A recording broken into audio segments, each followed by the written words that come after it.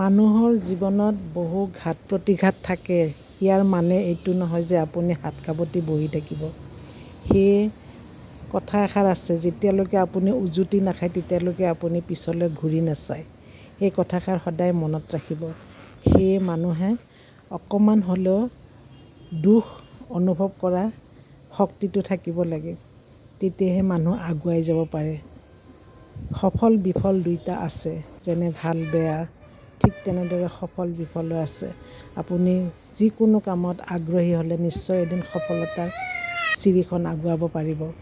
সেয়ে এই কথাবিলাক আওকাণ কৰি আপুনি সদায় জীৱন বাটত খোজ মেলাওঁতে সদায় এটাই কথাই মনত ৰাখিব যে মই কিমান দূৰ কৰিব পাৰিম, কিমান দূৰ মই সফল হ'ব পাৰোঁ সেইটো ভাবিব নালাগে।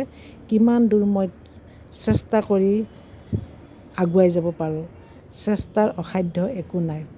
সেয়ে জীৱন বাটত উজুতি খোৱা মানুহবোৰ যেতিয়ালৈকে পিছফালে ঘূৰি নাচায় তেতিয়ালৈকে তেওঁ কোনো ক্ষেত্ৰতে আগবাঢ়িব নোৱাৰে। সেয়ে মই এষাৰ কথাই ক'ব বিচাৰোঁ, কোনো পুৰুষেই হওক মহিলাই হওক হাত সাৱটি কেতিয়াও বহি নাথাকিব। আনৰ ইটিকিং ঠাট্টা মস্কৰা কথাবিলাক আওকাণ কৰি সদায় আগুৱাই যাবলৈ চেষ্টা কৰিব। তেতিয়াহে আপুনি সফল হ'ব। বাধা বিঘিনি সকলো নেওচি ধুমুহাৰ মাজেৰে আপুনি নাওখন বাবলৈ চেষ্টা কৰিব। তেতিয়াহে আপুনি সিপাৰ হ'ব পাৰিব। নহ'লে আপুনি মাজতে টুলুং ভুতুংকৈ আপুনি উপঙি থাকিব লাগিব। আনে কোনো দিন কাৰো ভাল সমালোচনা, ভাল কথা, ভাল চিন্তাধাৰা কোনো নকৰে। এইটো আপুনি সদায় মনত ৰাখিব। আপোনাৰ মনত যিমানেই দুখ নাথাকক আপুনি আনৰ লগত কেতিয়াও শ্বেয়াৰ নকৰিব।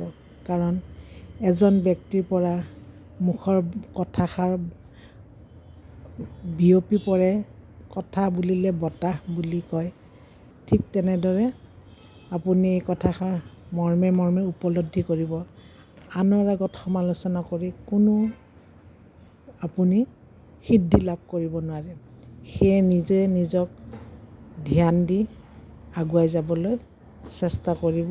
তেতিয়াহে আপুনি দেখিব যে আপোনাৰ যাত্ৰা সঠিক পথে গৈছে।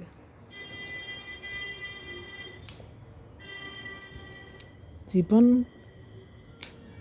সংগী এটা ছায়াৰ দৰে। সদায় ছায়াটোৰ দৰে লগত থাকি নিজে নিজক বিবেক বুদ্ধিৰে সকলো কাম আগুৱাই নিবলৈ চেষ্টা কৰিব। তেতিয়াহে আপুনি এই বনোৱা বেগটোৰ দৰে মনত সকলো ভৰাই লৈ আগুৱাই যাব পাৰিব।